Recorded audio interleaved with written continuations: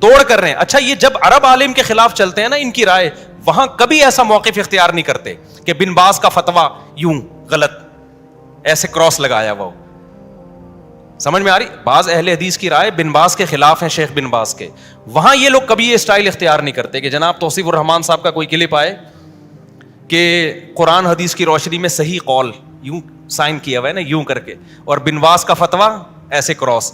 سعودی عرب میں بھی ان کی رائے بعض دفعہ وہاں کے مفتیوں کے خلاف ہوتی ہے, وہاں ان کا مسئلہ بتانے کا یہ اسٹائل نہیں ہوتا. ان کو حنفیوں سے بیر ہے, بر صغیر کے علماء سے کوئی چڑ ہے ان لوگوں کو, اس لیے یہاں پر یہ سارے نزلے گراتے رہتے ہیں.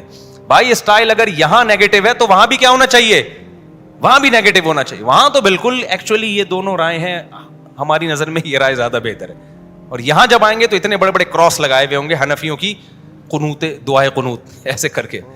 کیسا غلط طریقہ ہے یار, آپ کتنا ایک نامناسب اسٹائل ہے یہ مسائل بیان. امت میں جو لبرل طبقہ ہے, جو دین سے دور ہے, وہ ان حرکتوں سے دین کے قریب آنے کے بجائے اور دور ہو جاتا ہے. یہ تو تبلیغی جماعت کا اللہ بھلا کرے, ان لوگوں نے کچھ لاج رکھ لی ہے, بہت بڑا لبرل طبقہ دین کی طرف آ گیا ہے.